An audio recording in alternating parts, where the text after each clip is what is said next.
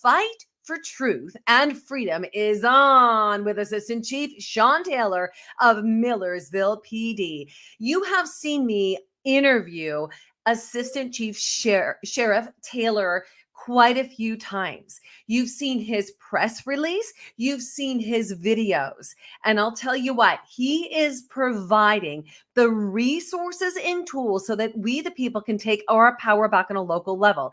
If you don't know Assistant Chief Shawn Taylor, he is the Assistant Chief whose home and Millersville PD were raided by the Tennessee Bureau of Investigation, leaving a trail of urine behind from the tub out the door at his home. We saw the footprints, we've seen it all, and we are exposing it. Not only are we exposing that, we are exposing the mass corruption. That's exactly what you're going to hear more of today from Assistant Chief Shawn Taylor. The mass corruption, the fraudulent mortgages, the election fraud, the geopolitical shifting, literally the fraudulent mortgages connecting the BRICS nations in China. Guys, this goes deep.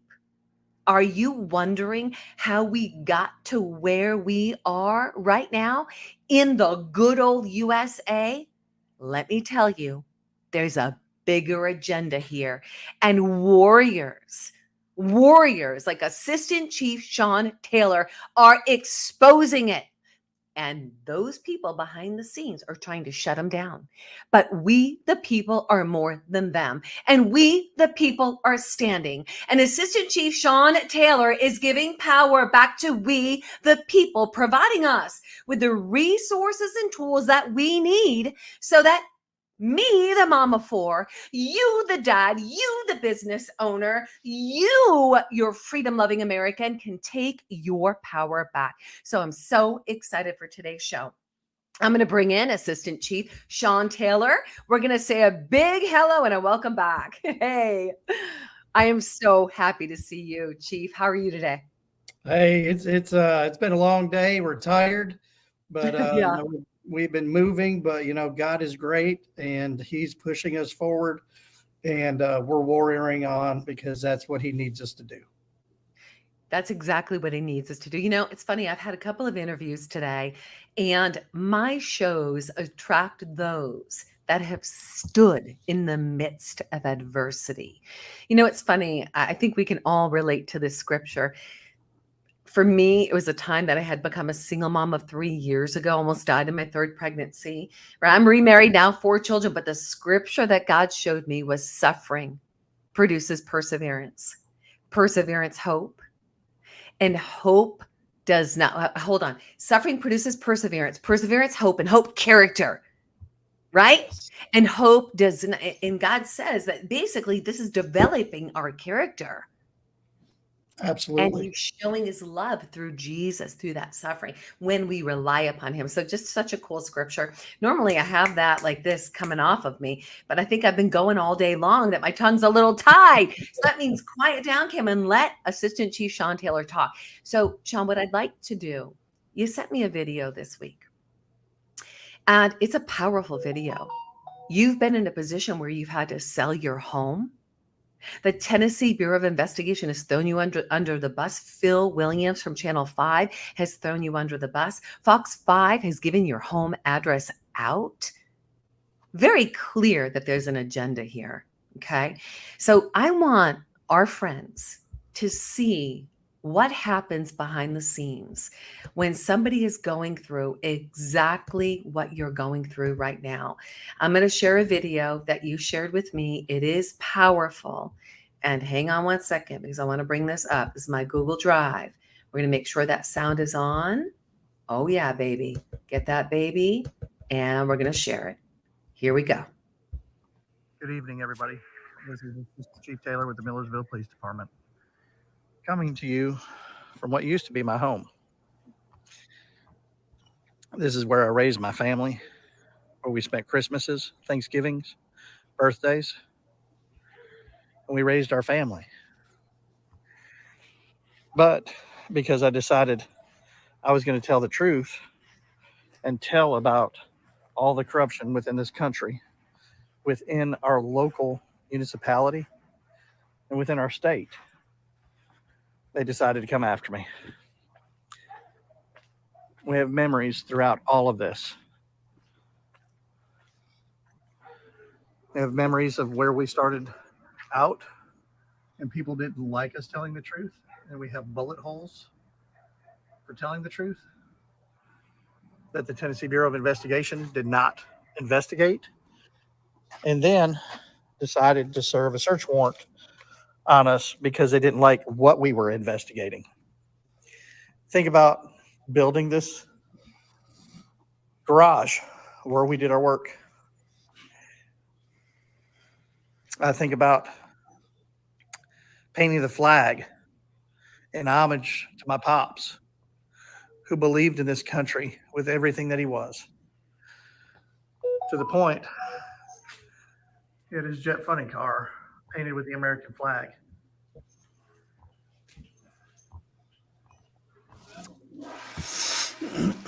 I think about everything this country is supposed to stand for and how we're supposed to have freedoms and be able to have accountability. And then I sit here and I think about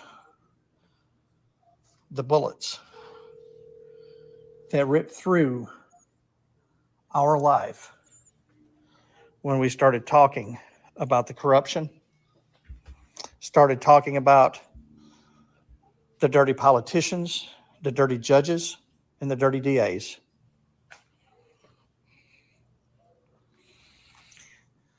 At first, I started to get angry. And I started getting upset. And then I realized it's not the place to be. And it reminded me of Psalm 37, 8 through 11. Cease from anger and forsake wrath. Do not fret. It only causes harm. For evildoers shall be cut off, but those who wait on the Lord, they shall inherit the earth. For yet a little while, and the wicked shall be no more. Indeed, you will look carefully for his place, but it shall be no more. But the meek shall inherit the earth, and shall delight themselves in the abundance of peace. It's about us. It's about we, the people. I'm fighting for each and every one of you. I've lost my home, but I'm going to fight. Mm-hmm. And I'm going to continue on. And I will not be angered by these corrupt politicians, DAs, judges. Oh, hang tight. It's buffering. It's buffering. It just went silent on us. All right. We're going to stop it right there. We're going to pause that. And we're going to let you say the rest from your own mouth. I'm fighting. I'm not going to stop. I've been tasked with this. I used to ask why I was tasked with it. Then I realized it has to do with trust in that I'm going to do the right thing and always make the next right choice. And that's what I'm going to do. Mm-hmm. You know that scripture that you shared today? I remember my grandma was 99 and a half years old, and she was about to leave this earth. And we were in the hospital, and everybody was saying her goodbyes. And my mom and dad were there with her. You know, people do the best they can with what they have. But I remember them not being very loving to my grandma. And I loved my grandma. My grandma loved God. And I remember my mom and dad serving her that day. And I remember how angry I was, Shawn. I was so angry. Like, how dare they? How dare they show up and serve her now and be nice to her now and wipe her as her insides are coming out of her body, like they're cleaning her up. Do you know what my grandma did? She told me to open up the Bible and read Psalm 38 out loud.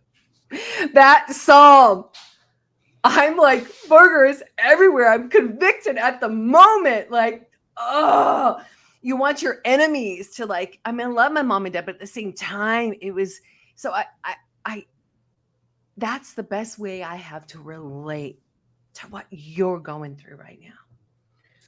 You know, it's amazing the amount of work that our Lord can do on us in a very short amount of time. Craig Sawyer and several others have been very instrumental. You know, I've always been a godly man. I've always been a follower of Christ, and I've always thought that you had to be the alpha male, the guy who could stand up and fight, and that's, you know, it came down to that. But I've realized in what we're fighting right now, that's not what God needs. God needs somebody that he can trust. He needs somebody who is not going to stop, who's not going to be intimidated. And he needs somebody that's going to go after the opposition, go after the evil with love. Craig had made a very good analogy to me. He said, you know, brother, he said, we're supposed to be these guys that carry the guns and hold people, you know, accountable and all of this. And he said, but God has chiseled that off of us. And what this war is about is this is a spiritual war of good and evil. And you cannot physically fight evil. You have to fight that with love and bringing people together and bringing peace. Mm-hmm. And, you know, to learn that concept in 6 months and understanding it and accepting it and living it, that's a lot of work. That's, you know, I'm 50 years old. You have a mindset that's been set into me for 50 years, and in 6 months to make that change. The only person who can make that change is the man who made me, our Lord Jesus Christ. That's right. That's right. You know, you remind me of the scripture that says, do not be conformed to the pattern of this world, but be transformed by the renewing of your mind. Then you will know what God's good and perfect will is. He allows that suffering to forge us like a diamond, to sharpen us like a, you know, an arrow, the quiver of an arrow. Just, is it called the quiver of an arrow or the point of an arrow? Yeah, the quiver of an arrow. That's amazing. And to still have joy in the midst of it. And I know there are times that it's ugly, right? And we're navigating through, but you are really working on being joyful in it. And I'd like to add the caveat, yes, in love. And yes, we stand firm, and we are in it to win it, to bring truth into the light and stand for this Constitution and stand for this country. And we expect justice to be served. Absolutely. Yeah. Absolutely. So why don't you catch us up on where we are right now in the midst of these cases? We're going to take a look at these 2 videos that I think are really integral.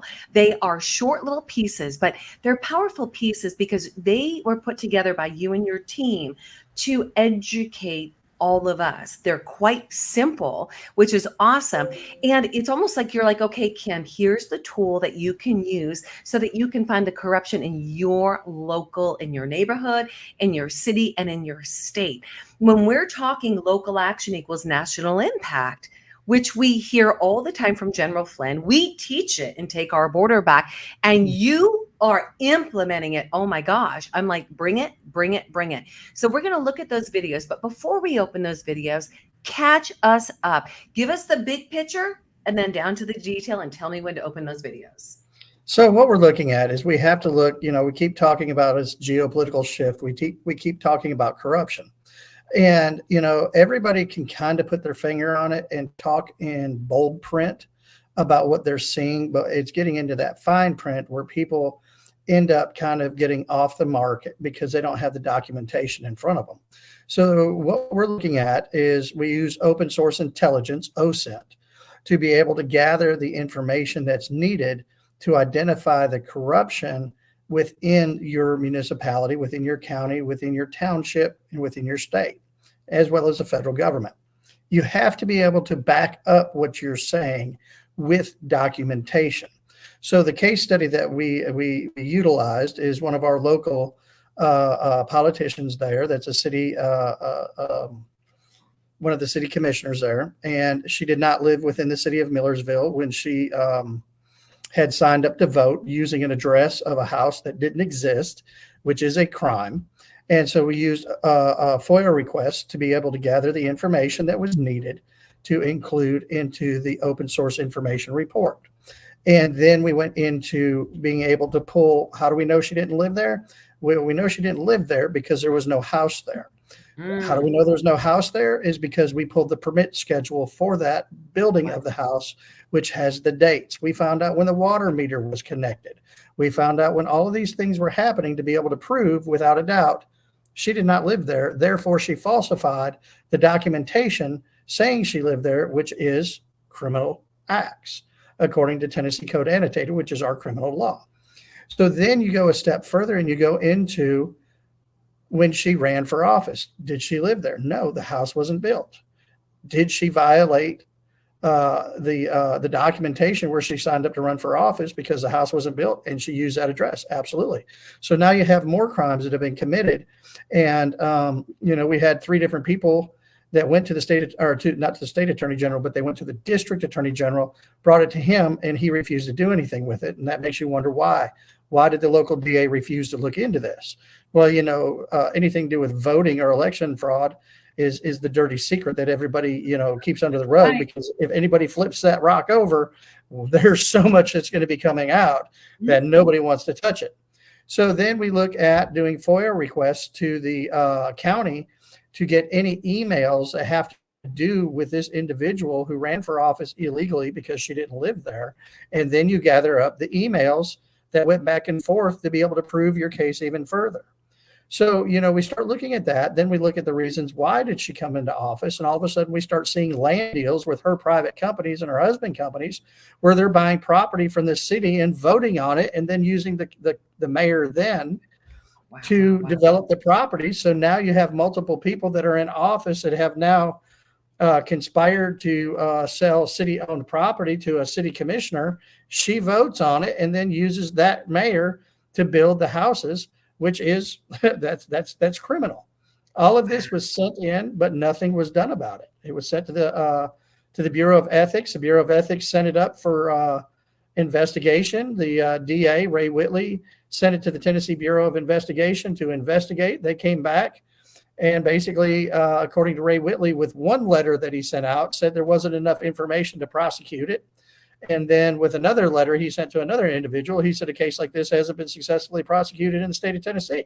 Well, I think it's damn time that we start prosecuting this stuff. That's right. And it's kind of funny that several months later, the chief of police in Chattanooga was prosecuted for the very same thing. But yet, now we have cases to go off of. There's case law that's already there that could have been utilized. It wasn't. So what you have to do is you have to educate everybody. We have to educate we, the people. Yeah, that's right. When you educate we, the people, on how to do simple tasks and get things done, all of a sudden you're gathering the information that's needed to hold these elected officials accountable in their position. And that's where we start, is we start with educating the people. And, they tried to educate the people with this social justice stuff that they were doing, and this whole, this transgender crap, and they put it into the schools and this and that, because they know that education is paramount to be able to change a societal belief. Okay. When we're looking at people at social mores and things like that, and what society accepts, you start with education. So that's where we're starting, is our team got together and they were kind enough to put together the 2 videos that you're about to see that explains how you go about gathering that information and being able to utilize that information. So good. We're going to play that first video, Case Study in Local Corruption, Episode 1, Millersville, Tennessee. Out of control and irresponsible development is the topic of today's case study, because it affects everyone from big cities to small towns.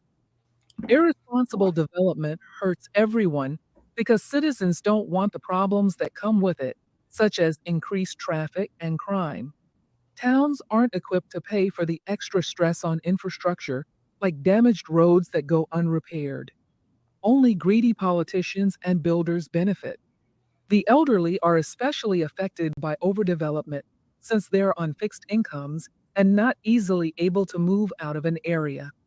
In Millersville, Tennessee, elderly folks like Granny have seen multi-unit housing popping up everywhere.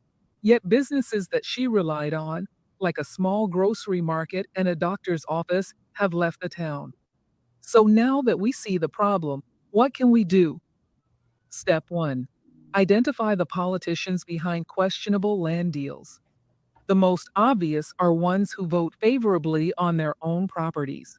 It's easiest to put together a plan with a specific example, so let's delve into the research citizens in Millersville, Tennessee have done on City Commissioner Christina Template. For her first beneficial land deal as a politician, we see that roughly 4 months after taking office, the commission discussed selling city property. Shortly after that, Stapro, a company owned by Christina and her husband, put in a letter of intent to buy the city property. With minimal discussion, the deal was approved, with Christina being one of the votes cast in favor of the deal with her company. No wonder she looks so happy. Template's next land deal involves a land swap with city-owned property. At a meeting, the city discussed purchasing lots with a max price of $50,000. Christina's husband then purchased those lots for $51,000. The commission later voted to swap the 2 lots owned by the Templates with 2 lots owned by the city. The Templates built 2 dwellings on the swapped lots in a construction project run by then-Mayor Tim Law-Sitter. That's 2 yes votes from commissioners who financially benefited from the deal. At this point, you're probably wondering how to search for your own politicians who are involved in shady land deals. Step 1 is to follow the money. A public records search with the Secretary of State shows 15 businesses registered to Template's home address. A search of those businesses shows a total of 35 properties owned. Start digging into politicians with the largest number of businesses and properties, since they have the most to gain. So, back to Granny. She wants to know how all these people with special interests get into office. As we have seen, there are many perks to being a politician, and as we will see in this case study, many aspiring politicians are not above breaking the law to get into office. For Commissioner Template, her path to power started with changing her voter registration to a vacant lot and then progressed to running for office from that same vacant lot. Records show Template changed her voter registration to a vacant lot long before applying to build on the lot. Before the property even had water, she used the address to become a candidate in the November 2020 city election. She also stated in emails to the election office that she was not living in city limits during this time. On top of that, the city has a 1-year residency requirement to become a candidate, which she also ignored. While all of this is unethical, you may be wondering if it is also illegal. The answer is yes. Registering to vote at an address that is not your residence is a Class D felony. Entering false information on election documents is also a crime. Some of the other violations constitute perjury, and in Tennessee and many other states, there are laws against the misuse of office for personal gain. This is an example of one of the forms that involved entering false information on an election document. In this case, the law that is violated is listed on the form, but in most cases, you will need to look up the laws to find which ones are being violated. Here are some tips on how to search for and fight against corruption in your town. Once you identify shady politicians, plan to file complaints and be sure to see if they even met the requirements to be in that office. Here are some resources that we used. States may vary, but this should give you a good idea of where to start looking when researching your own politicians. Wow, that is good stuff. I'll tell you what, it is broken down so basic that we can use it as a map to get to where Yes. we want to go to expose the corruption in our own local community. Yes. That's awesome. Shawn, what do you want to say? Before we move into the next video. The ladies that are helping put this together, they've been assisting for a few years with all of this. And for them to put that together in the manner that they did, I can't tell them how much I appreciate them, how much I love them. We've all prayed together, spent time together, and it's just they're amazing, amazing people. And so I can't think of enough to be able to break this down so that everybody can understand it and help educate everybody. Because at the end of the day, what this all comes down to is education. If we educate people on how to use the Freedom of Information Act requests and what to request and how to put the information together, guess what? We're going to take care of a lot of the corruption in many different states. Yes. Because we can become an army. We can become we the people and have the accountability. Yes. And, this is so important, Shawn. Right now, we have Dr. Douglas G. Frank, world-renowned physicist, exposes election fraud in 46 states. He's one of our speakers for the upcoming Take Our Border Back Summit this Saturday on our live stream at 11 a.m. Now, Dr. Frank has been bringing up the corruption for quite a few years. He teaches people the importance of doing this type of work together, because when you begin to bring the teams together, everybody has different skills. So for anyone listening right now, don't ever think that, oh gosh, this is too much. It's too much work. Are you kidding me? Bring the people together. Everybody has a different gift, a different strength that they're going to be able to utilize so that you can gather the evidence together and take a stand. Absolutely. And that's what it's about. You can go online and Mr. and Mrs. Google know everything. Okay. What Mr. and Mrs. Google wants you to know. Yeah. Right. And so you can look up FOIA requests for your state, and you just type in Freedom of Information Act request form for whatever state you're in. And it's going to give you a letter that you can generally just enter in the information that you want.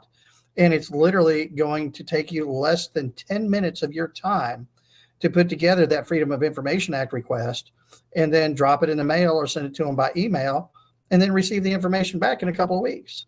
Wow. So you're talking, if you were to spend an hour a week sending out FOIA requests, 15 minutes, 4 days a week, the information that you are going to be armed with to be able to expose the corruption within your city, county, or state is going to be monumental.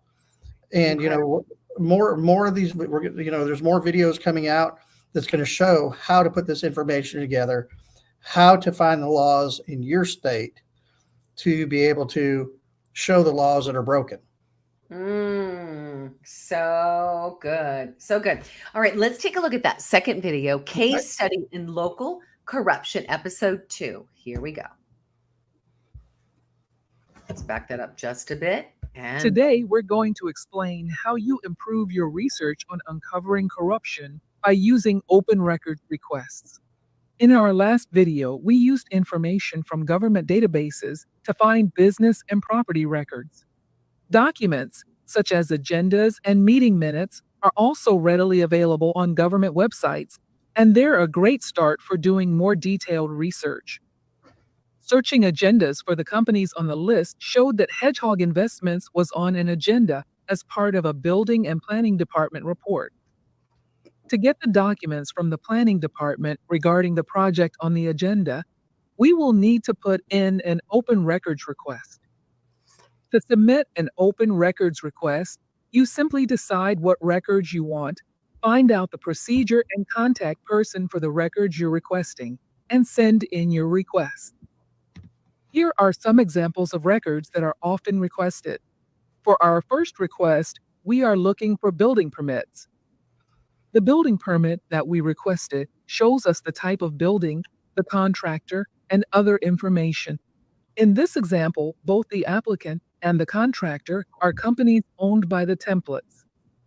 The permit also shows site plan documents showing the number of units to be built and that rezoning was required. It also shows Jones Property as an additional project name, which will require an additional search. Going back to our list, we can search for more information on Jones Property by requesting emails. Here are some examples of searches when requesting emails. Jones property is a keyword to search as well as townhome. Searching Jones property shows an email from Mr. Template, the developer, who does not want his name to appear on the documents for the projects. It also shows he is planning additional city projects with developers from Arizona. Another email about this townhouse development confirms that it is number 9 on an upcoming agenda. A check against the agenda shows there is yet another name for this project. It is listed as Highway 31 West property. Multiple property and business names make research more difficult. It is often referred to as using shell companies to hide ownership. The same keywords for email searches can also be used to search for text messages for employees who use government cell phones. The keyword search uncovers a text from Commissioner David Gregory, Wow. who is asking then City Manager Avery for a project change that will bypass going back to zoning and planning. More research is needed to determine any connections to the developer. As we've seen so far, the answers provided from open records often result in even more questions. So far, we have one commissioner working to hide their property ownership, unnamed Arizona investors, and another commissioner trying to help developers avoid planning review. Going back to our list, personnel records are also public record. We have 2 city commissioners and a commissioner's husband asking former city manager Avery for special treatment in development projects. This makes Avery a good starting point. Avery's file shows an interesting legal demand letter requiring that he return city property that he was shown on video to have taken before being removed as city manager. We can investigate the details of the letter by requesting the video it mentioned, since our list shows that camera footage can also be obtained through open records requests. Requesting video up to and including January 23, which the demand letter listed, shows video of Avery leaving the building with large boxes and items. It also shows him leaving with a vehicle full of boxes and returning with an empty vehicle shortly before he was removed as city manager. The cycle of open records requests provides a steady stream of questions and answers. In addition to mentioning video, the demand letter also listed an address. A search of former city manager Avery's address shows that it is owned by Template's company, Hedgehog Investments. It's no wonder the Templates hired him for their company after he was removed from his city position. Websites host many documents, but even more information is available through record requests. Permits, emails, and video are common items to request. Wow, Shawn, I'll tell you what, that is absolutely Today, we're going to simple. Okay. So it's absolutely simple, which is a good thing. Sometimes, though, we could watch something like this and we get stuck in the weeds because it's so detailed. It's providing us with what to do and how we can do it. Would you tell us the importance? Why is it so important that we begin to take up more at the local level? Hang on, on again. But would you tell us, like, give me the big picture here? Let's help Pete land that plane. So let's use a couple of examples. Okay. One, I have Millersville, which attaches to Davidson County, Nashville, which is a growing metropolitan area. Mm-hmm. And they're trying to build up the city of Millersville and bring in all of this housing that the city of Millersville's the infrastructure cannot sustain it. Now, you do not make all kinds of money off of housing. A city makes more money off of the tax revenue from a business than they do the housing. And the businesses do not create as much of a hardship on the infrastructure that's there. But who makes the money when you have residences? The people who are renting those residences who've developed them, much like the Templates and other individuals that are in business with them, kind of like the company out of Arizona. It's kind of funny how things just keep going back to Arizona, isn't it? Mm-hmm. And, we've discussed that in the past. But, when I look at the infrastructure of smaller cities like Millersville, we have to look at the sewer, we have to look at the water, and we have to look at all of these different things. We also have to look at the watershed. So we have a company that's called, or a group called TDEC. And what TDEC is doing is they're looking at the watershed, and they're looking at how the water flows, these different things when you build a house, how that's going to affect where the water goes. You got blue waterways and brown waterways that signify different things. So let's take the hurricane that happened, that came up through North Carolina and up through the Appalachians. And all of a sudden, you know, people that have had their homes there for hundreds of years have been wiped out because of this storm. And then we've had flooding in areas that, you know, it will never be recovered.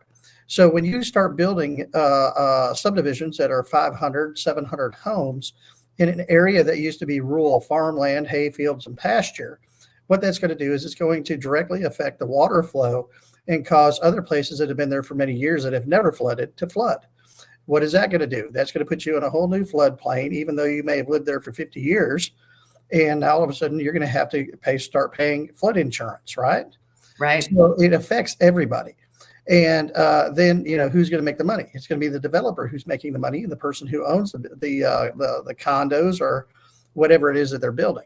Okay, so they don't care about this. They don't care about the people who are there. That's why a lot of these contractors are being sued, because they're throwing these houses up, and the state, they're just looking at the revenue from the permits and stuff like that, right?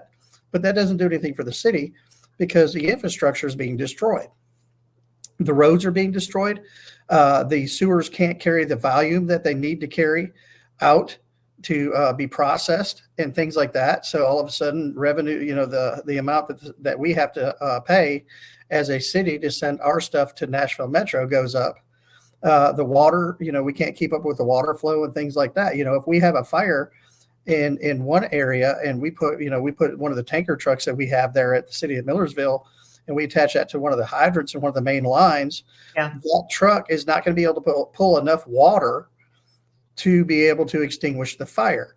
And we have some trucks that if we were to turn them on all the way, 100% of what they can pump, it will literally suck the water out of the toilets of the surrounding communities and cause the pipes to collapse.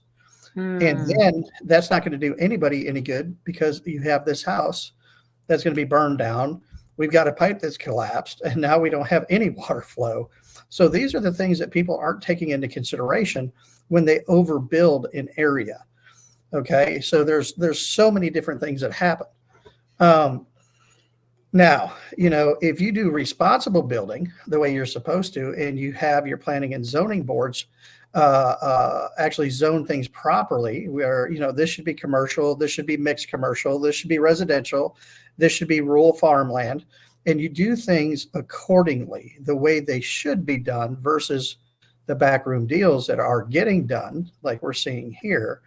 You know, when it's done the correct way, then you have a safe, sustainable community that is not causing problems on your infrastructure locally, and it's going to allow that community to prosper and flourish in a very good way.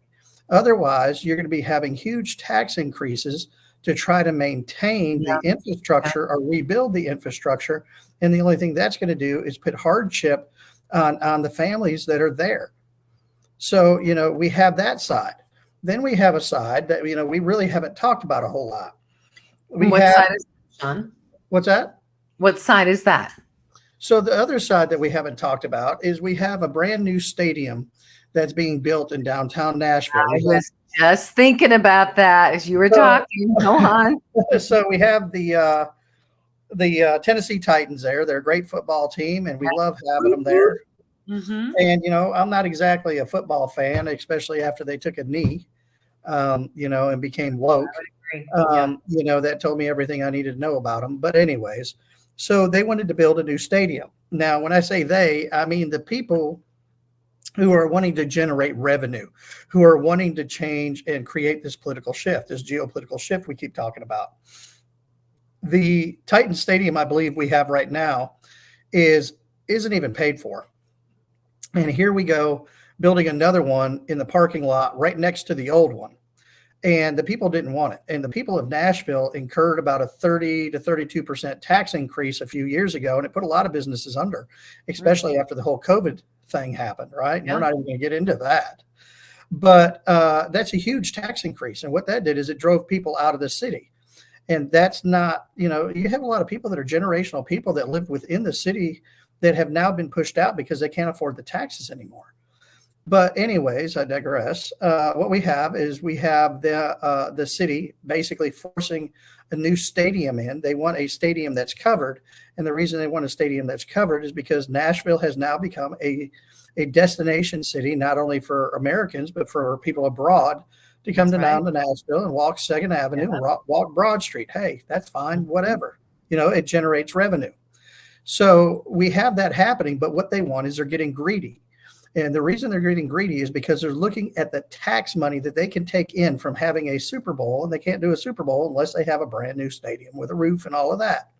So what they're doing is they're creating this whole new stadium and building a new stadium. Well, what we have found out is they have been dumping this dirt from this new stadium up there in the city of Millersville. And they've been bringing this dirt up there, and we have them on tape, on body cam, admitting that it is contaminated dirt. And it is on body cam. All right. So they're dumping contaminated dirt that we've been trying to stop them from doing, because that is considered a form of quarrying, which we do not allow within our city limits. We also found out that the permits that they have are not the accurate permits. Anything over 5 acres has got to be run through the county, not within the city. But that wasn't done. They ran it through the city and the former administration that we are trying to investigate for the criminal acts that they have committed. And of course, that's where the TBI came in, and they started harassing us, and they served the search warrants on us because we're trying to investigate the corruption that's there, that's allowing all of this stuff to be built and then to dump contaminated dirt. Now, this contaminated dirt, this was on more than a 5-acre tract, which means it should have went through the county, and there's checks and balances that were there that were not done. This group ended up getting part of the Greenbelt tax, which they said they were agriculture and getting these huge tax breaks on this 200-acre parcel of property that goes into the hundreds of thousands of dollars that money could have been utilized to help rebuild the infrastructure within our county and within our city. And, who does that hurt? That hurts our citizens in our county and our city, because that money was illegally, not paid because they had set up some stuff that wasn't right for their taxes. So we start digging into this, and we do a stop work order on this property and tell them you cannot be dumping here. That's a form of quarrying, and we're not going to have it. And we took dirt samples. We've sent those dirt samples off, and they put a TRO against us, a temporary restraining order. Where we went before the judge in Sumner County, which happens to be the same judge that signed the search warrant against us. And interesting. Yeah, that's kind of interesting, isn't it? And weave in order to deceive. Let me tell you, the web is oh Lord. So the judge really doesn't want to hear anything that we have to say. He doesn't want to look at our city charter and what our charter says. Well, here's how the law works. If you have federal law that says this is illegal, you cannot have a state law that says it's legal. You can't do that. You have to go by the law that is the most stringent law. And that includes us having a city charter that says you can't do this. You can't go back up to the county level or state level and say, oh, well, the state says you can do this, even though you at the city level say this is a violation. We're going to go with the state. That's not how the law works, okay? That's not how a city charter works. That's not how any of that works. So you can't do that, and that's what was done. And one of the things the judge said is, well, you can't prove that this is a trucking company because they don't have a trucking terminal on the property. A terminal doesn't make it a trucking company, and trucking was actually part of the name of the company. It's blank trucking. I would say, that's a clue. That's an indicator that it is a trucking company and they are trucking in dirt.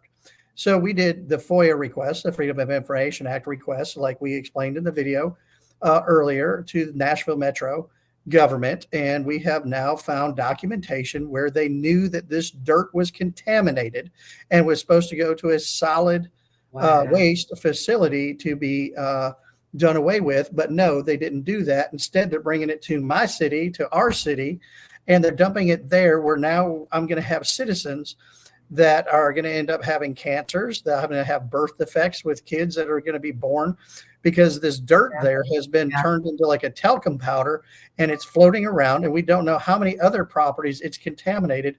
And we also have a waterway there that's a blue waterway with it's protected with a protected species in it.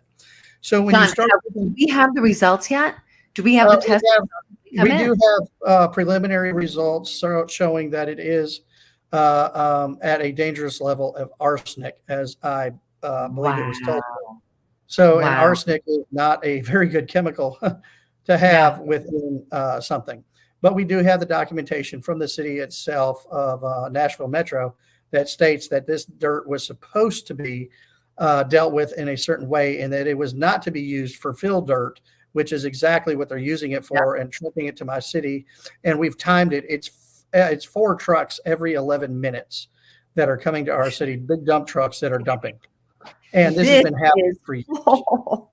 Okay, so this is why it is so imperative for we the people to know what's going on in our cities. We can't just sit by living life and just entrusting others to keep our freedom. We need to know what's going on. We need to be invested. We need to be involved. Shawn, here's what I'd like to do.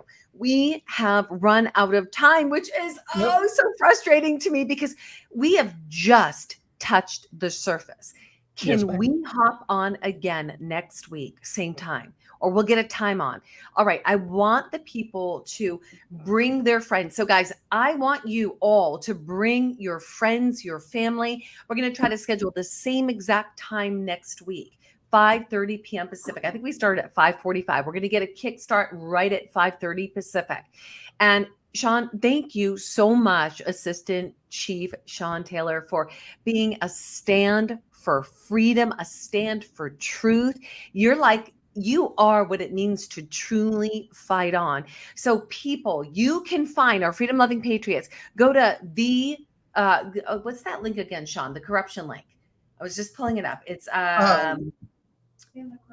endthecorrupt.org. Thank you. I'm working my back end today. So endthecorruption.com. Great job, Mama.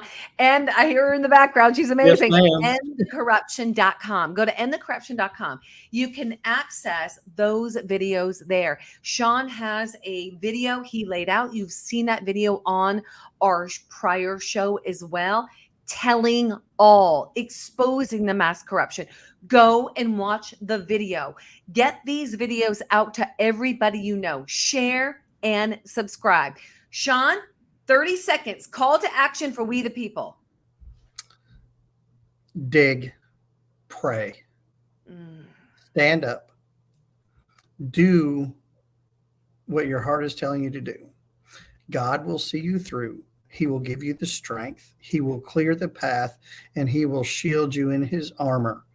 And we need you to dig. We need every citizen to get out here and start digging and start sending letters and demanding accountability.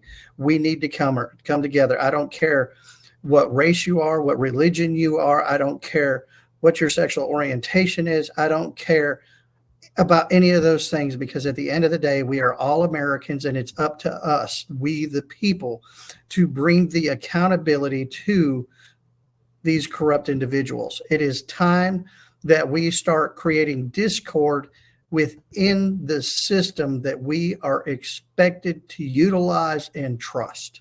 We have to hold them accountable and make these systems better for the next generation.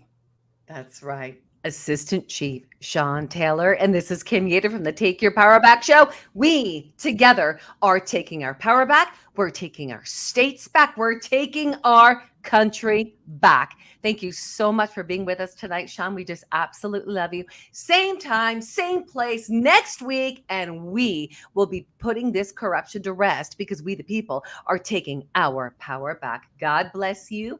And God bless this country. Here we go. Thank you for joining us for the Take Your Power Back show. As peak performance breakthrough coach Kim Yater speaks to other freedom-loving Americans that are making a positive impact in the world by standing in truth amid adversity. Listen in weekly and learn how to take your power back in your freedom, in your personal and professional life, in technology and creativity, and in your faith. Be encouraged, be inspired, Be transformed as you step into your power and take action in your leadership and allow your voice to be heard. Together, let's take your power back. To sponsor and support the Take Your Power Back show, go to takeyourpowerbackshow.com. That's takeyourpowerbackshow.com and take your power back.